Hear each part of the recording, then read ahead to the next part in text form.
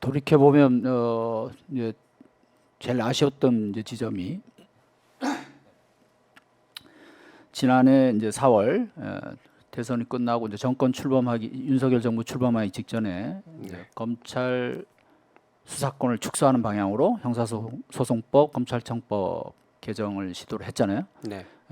그때 어떻게 보면 그래도 제대로만 했으면 오늘날 이렇게까지 이렇게 검찰 독재가 벌어지지 않았을 수도 있었는데 맞습니다. 이게 너무나 아쉬운 지점인데 이 시점에서 그걸 지금 다시 한번 짚어보지 않을 수 없는데 사실 제가 김 의원님을 원래 인터뷰하려고 처음에 생각했던 부분도 이제 그것인데 네.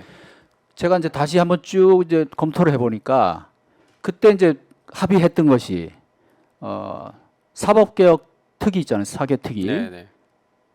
그것을 결성하고 6개월 이내에 네. 중수청을 설립하게 돼 있어요. 맞아요. 중대범죄수사청. 그래야지 이제 검찰에 그나마 남아있던 직접 수사가 그쪽 중수청으로 다 이관되잖아요. 네.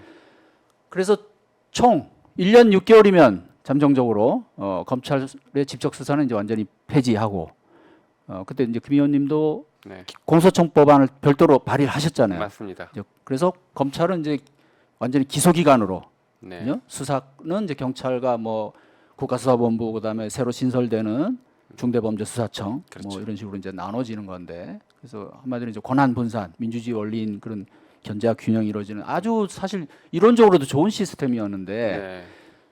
그거 그때 합의 그렇게 해놓고 민주당에서 그때 사인하신 분들 있잖아요. 뭐 하여간 뭐 차 떼고 포 떼고 해가면서 다 일거러진 법안이었는데도 그나마 이제 그런 정도 건져서 합의를 한 건데 그거조차도 지금 어떻게 됐습니까? 다 사라졌죠. 다 없어졌죠. 그러니까 그 기한을 따져보니까 지금 올해 그러니까 10월달 작년 4월이었으니까 1년 6개월이면 4월이잖아요. 제대로만 됐으면 지금 11월부터 수사 기소 분리가 실현될 수도 있지 않았나 그렇죠. 이런 계산이 나오더라고요. 맞습니다. 그래서 그 뭐 너무 안타깝고 화가 나는 부분인데요. 사실 시작부터 예견이 되긴 했었어요. 거기에 뭐 6개월 뒤에 중수청 법안을 만들고 그걸 만들기 위한 특위를 구성한다라고 하는 것들이 하지 않겠다는 얘기거든요. 사실은 왜냐하면 뭐 윤석열 정부 들어서는 게 이제 눈에 빤히 보이는데 하더라도 거부권으로 뭐 통과시키기도 어렵고 근데 거기다 대고 더 최악은 원래는 7대 5였거든요. 특위 구성이. 특위 구성. 예. 근데 그거를 나중에 6대 6으로 동수로 맞춰 버렸어요. 그러니까 아무것도 결정하지 않고 오히려 회의조차 열리지 않게 만들어 특위가 버린 회의는 한 번은 열렸나요? 뭐 한두 번 정도는 했던 걸로는 알고 있는데 근데 뭐 결정될 그런 수준도 아니고 한두 번 열렸으면 그렇죠. 아무것도 그다음에 할 수 없죠. 6대 6이기 때문에 아무것도 정할 수가 없고 아무것도 결정할 수 없습니다. 그거 자체가 국민을 사실은 농락한 거 아닙니까 그러면? 그렇죠. 사실은. 예? 예. 아니 그럼 뭐 그렇게 나중에 된 거예요, 거부권을 결과적으로. 행사하든 말든 일단 국회는 그때 제일 중요한 게 또 그 폐지 시한을 명시를 했어야 되잖아요. 그럼요. 구체적으로. 네. 지금 아까 1년 6개월은 잠정적으로 이제 그래 간다는 거고. 저는 뭐 오늘 박병석 전 의장이 총선 불출마를 좀 언급을 하신 것 같더라고요. 그래서 그 부분은 뭐 잘한 결정이라고 생각하긴 하지만 이 검찰개혁 관련해서 박병석 전 의장의 책임을 언급 안 할 수가 없습니다. 절대 하지 말아야 될 행동들을 했어요. 사실은 그 이전에 대선 전에 저희가 검찰개혁은 다 마무리를 지어버렸어야 되는데 마무리 못 그것도 지었죠. 좀 실기한 면이 있죠. 그랬죠. 그런데 그때 당시에도 대선 전에 검찰 개혁하면 대선에 진다, 대선 불리하다 이렇게 얘기하면서 못하게 했던 맞아요. 분들 검찰 개혁 안 했는데 대선 졌으면 그분들이 틀린 거거든요. 저는 거기에 대한 정치적 책임 져야 된다고 생각합니다. 그래서 스스로 거기에 대한 정치적 책임을 지고 이번에 불출마를 하든 아니면 그때 내가 잘못 판단했다라고 공개적으로 얘기하시면서 검찰개혁에 동참하겠다라고 좀 각오를 밝히시든 어떤 방식으로 그분들은 정치적 책임을 져야 된다고 생각하는데 아무튼 어쨌든 간 대선 지고 나서 검찰개혁을 할 마지막 시기였죠. 그때 진행했을 때 그러면 이 검찰 독재 국가가 너무 빤히 보이는 사람이 대통령이 됐는데 그럼 역사에 적어도 우리가 죄를 짓지 않기 위해서는 이 의석수를 가지고 할 수 있는 건 최대한 끝내놔야 된다. 라는 그런 사명감을 가지고 했어야 되거든요. 그래서 검찰개혁을 준비했던 뭐 민주당 내 의원들은 진짜 사명감 갖고 열심히 했는데 왜 국회의장이 단 하나의 그 사회권과 법안 상정권 이걸 가지고 틀어 막으면서 내가 하고 싶은 대로 하지 않으면 상정 안 할 거야. 이렇게 나오는 게 어디 있느냐. 저는 그게 진짜 심각한 문제였다고 보거든요. 사실은 그것은 우리 국회의원들의 입법권을 침해한 겁니다. 의장의 의안 상정권 하나 가지고 입법권을 침해해버린 거예요. 그래서 저는 그거 자체가 굉장히 문제가 심각하다라고 보고 있는데 어쨌든 간 그렇게 흘러갔죠. 게다가 더 저는 심각하다고 보고 있는 게 뭐였냐면 그 당시 그 합의안을 만들어 올 때 네. 의장이 이렇게 얘기하셨어요. 이 합의안은 나 혼자 만든 게 아닙니다. 내가 자문그룹을 뒀는데 뭐 전직 검사 출신 변호사나 뭐 판사 출신 변호사나 이런 자문그룹들한테 자문을 받아서 만들었습니다. 이래요. 민주당 그 당시 171명의 국회의원들이 당론으로 논의해서 결정한 걸 입법권이 없는 자문기관이 입법권을 행사한 겁니다. 그거는 명백하게 헌법 위반 행위를 해버린 거예요. 그렇잖아요. 우리가 당론으로 만들어간 걸 그러니까요. 입법권이 없는 자문기구가 만든 안대로 입법을 하게 만들어 버렸잖아요. 그 입법권을 그 사람들이 변호사들이 행사한 거예요. 이거는. 그래서 지금 이렇게 망가뜨린 것이거든요. 저는 이거는 박병석 전 의장이 정말로 헌법상 책임, 헌정사상 중요한 책임을 져야 된다고 봅니다. 아니 그분이야말로 탄핵 사유 아니에요, 그거? 저는 그래서 복당도 반대했어요. 이분 복당시키면 안 된다. 어떻게 이렇게 만들어둔 분을 어떻게 우리 당에 다시 복당을 시키냐. 복당시키면 안 된다고 반대까지 했었어요. 그리고 뒤에 이제 뭐 마지막에 또 이제 절충안 가면서 또 불리한 조항들이 막 들어갔잖아요. 원래 그 유명한 중을 등자, 등으로 다시 중자. 바꾸고 네. 한동훈 장관이 그걸 또 이제 빌미 삼아서 뭐 마구 다시 늘려놓고 했는데 거기에도 또 하나의 비하가 있는데요. 예. 등자 중자 가지고 싸웠을 때 예. 그 당시에 이제 선배 의원들이 저한테 그렇게 얘기를 했어요.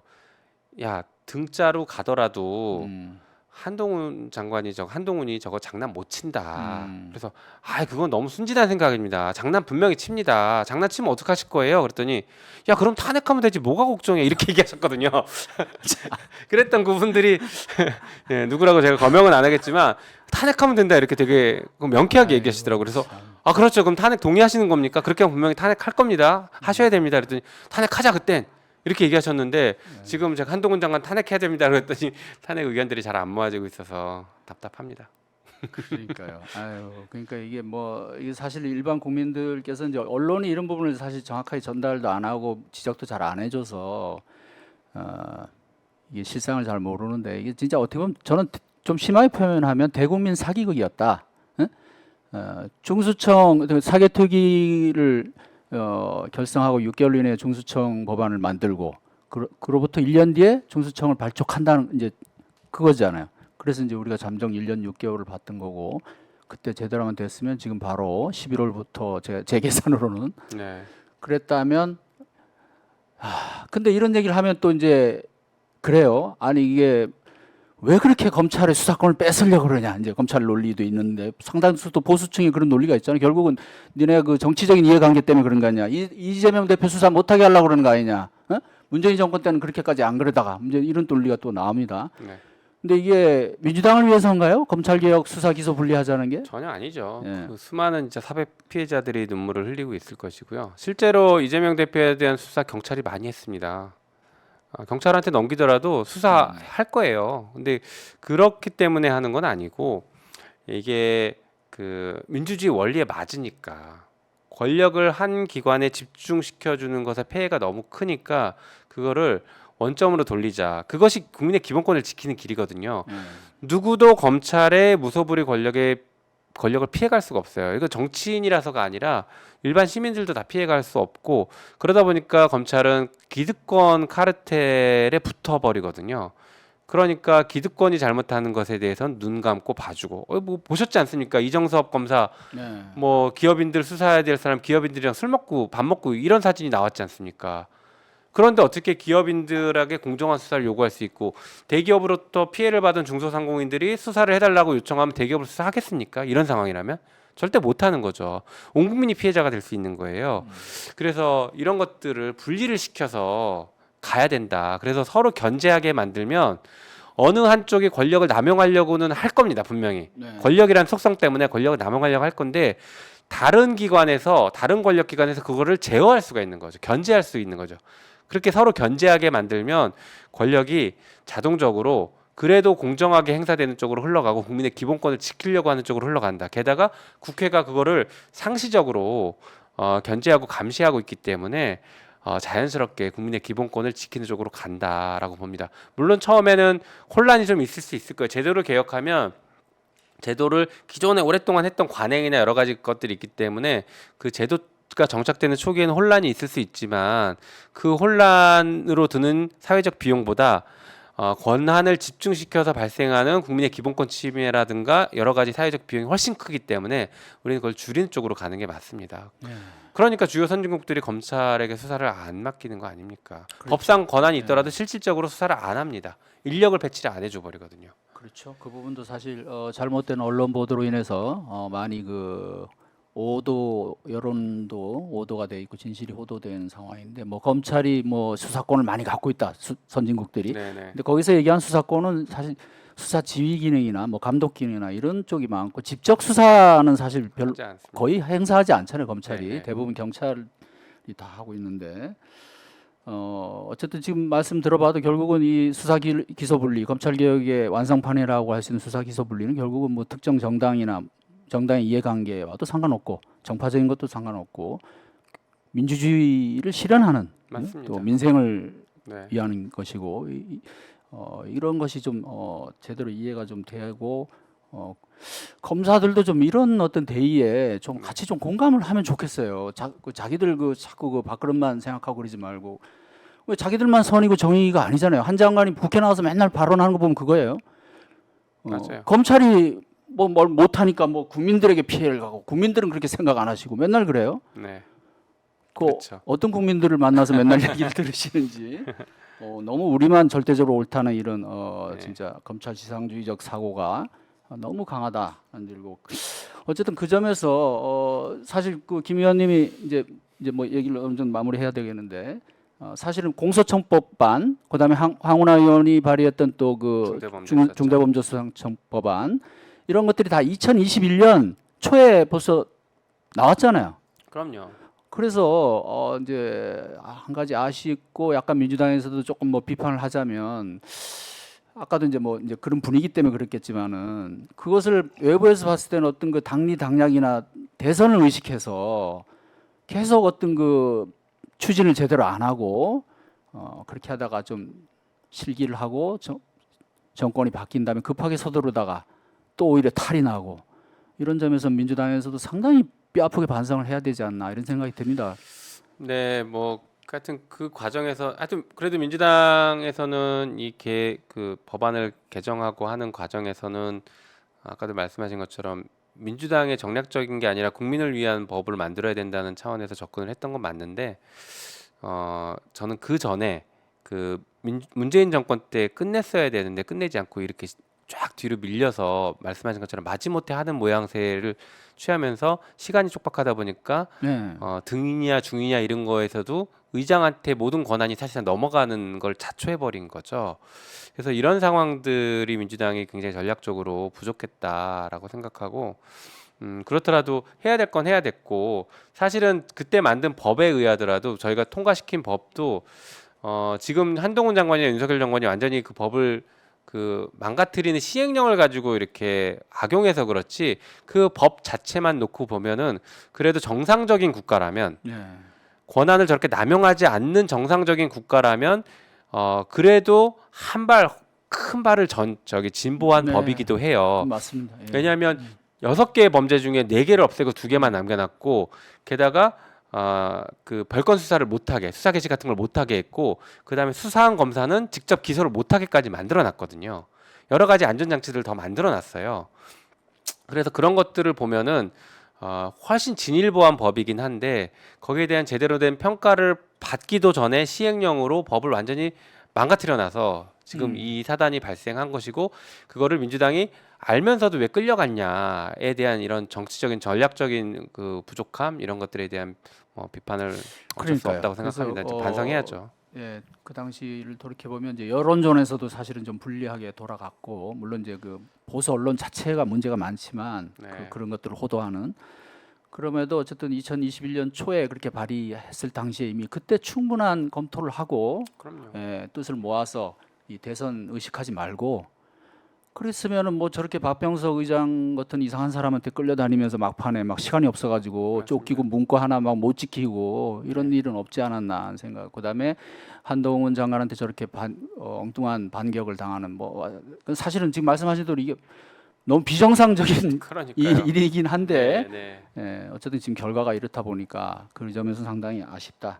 자, 그러면 이제 마지막으로 어쨌든 이 검찰 개혁의 이 대미라고 할 수 있는 수사 기소 분리를 어쨌든 끝까지 이제 추구를 하실 거잖아요. 그리고 그럼요. 이 정권 안에서 어쨌든 네. 또 실현을 해야 될 텐데 어떤 그렇죠. 대책을 갖고 계십니까? 일단 검찰 개혁이 크게 두 축으로 보는데 제도를 개혁하는 것과 그 문화를 바꾸기 위해서 일벌백계 하는 것, 잘못한 사람에 대한 인적 청산하는 것들로 크게 두 축으로 나눠져요. 근데 지금 이 정권 하에서 제도 개혁을 하는 거는 현재 좀 쉽지는 않은 상황인 것 같고 그러더라도 뭐 저는 또 다시 이제 검찰 개혁 법안 다시 준비해서 발의하고 추진할 계획이긴 한데 민주당이 그래도 효과적으로 빠르게 할 수 있는 거는 인적 청산, 탄핵이거든요.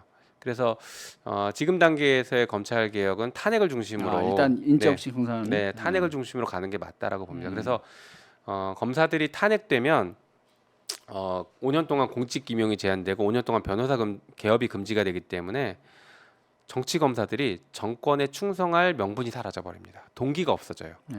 그래서 이 정권이 검찰을 동원해서 이렇게 나라를 망쳐가는 이런 행동들을 어느 정도 제어할 수 있는 거죠. 그러면서 검찰의 문화를 바꾸고 자연스럽게 위법한 지시를 하는 정권에서 뭐 이거 수사해라 마라 하는 것들에 대한 것들을 검사들이 자연스럽게 거부하고 나의 양심에 따라서 법과 양심에 따라서 판단하겠습니다.